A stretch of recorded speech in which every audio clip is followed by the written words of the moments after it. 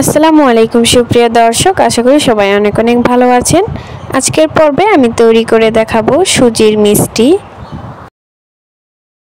আর এই মিষ্টিটা আপনারা কোনো রকম ঝামেলা ছাড়াই খুব সহজেই তৈরি করে নিতে পারবেন। আমার আজকের রেসিপিটি আপনাদের ভালো লাগলে চ্যানেলটিকে সাবস্ক্রাইব করতে ভুলবেন না। তো চলুন কথা না বাড়িয়ে আমার আজকের রেসিপিটি শুরু করি। প্রথমে আমি মিষ্টির শিরা তৈরি করে নিব। তার জন্য এখানে নিয়ে নিচ্ছি 2 কাপ পানি। এবার এর মধ্যে দিয়ে দিচ্ছি প্রায় 1 কাপের মতো চিনি।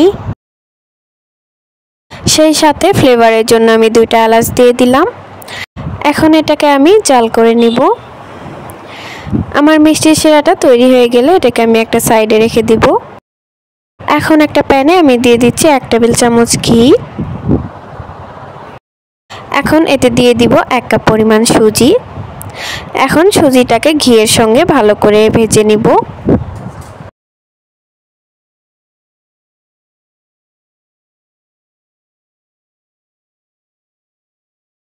ঘিয়ের সাথে সুজিটা ভাজা হয়ে গেলে এর মধ্যে আমি দিয়ে দিব দুধ।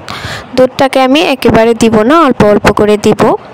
সুজি আর দুধটাকে কিছুক্ষণ মিশিয়ে নেওয়ার পর এরকম হয়ে আসবে, তখন এটাকে নামিয়ে নিব। এখন এতে দিয়ে দিব 1/2 চা চামচ বেকিং সোডা।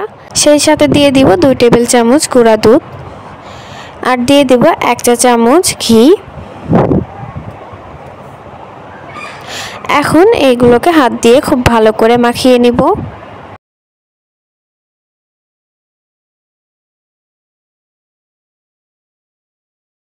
মিশিয়ে নেওয়া হয়ে গেলে এখন আমি মিষ্টিগুলোকে তৈরি করে নিব। আমি হাতে একটু ঘি মিশিয়ে নিয়ে মিষ্টিগুলোকে তৈরি করছি। আপনারা আপনাদের পছন্দ মতো সাইজ অনুযায়ী মিষ্টিগুলোকে তৈরি করে নেবেন। আমি সবগুলো মিষ্টি তৈরি করে নিব।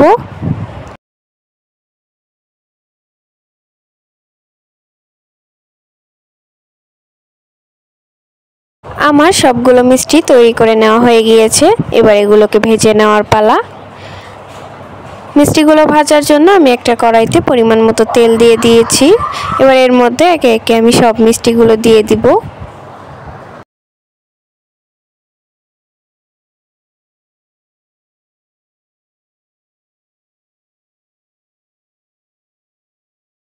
মিষ্টিগুলো যখন এরকম কালার হয়ে আসবে তখন এগুলোকে আমি নামিয়ে নিব। এদিকে আমার শিরাটা প্রায় ঠান্ডা হয়ে গিয়েছে, হালকা হালকা গরম আছে। এই অবস্থায় আমি এর মধ্যে মিষ্টিগুলোকে দিয়ে দিব।